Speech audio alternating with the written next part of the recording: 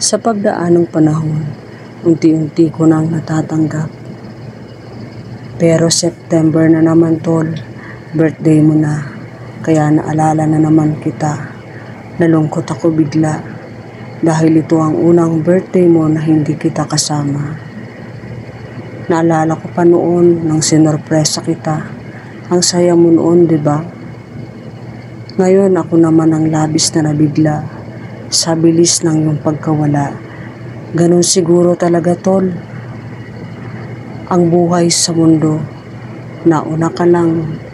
Ganun pa man, masaya ako dahil tahimik ka na dyan. Hindi mo na kailangan pang makipaglaban. Dahil wala nang mananakit sa pamilya mo. Dahil lagi mo na silang nababantayan. Happy birthday tol. Hindi ka namin makakalimutan. Dahil nandito ka nakatatak sa aming puso't isipan.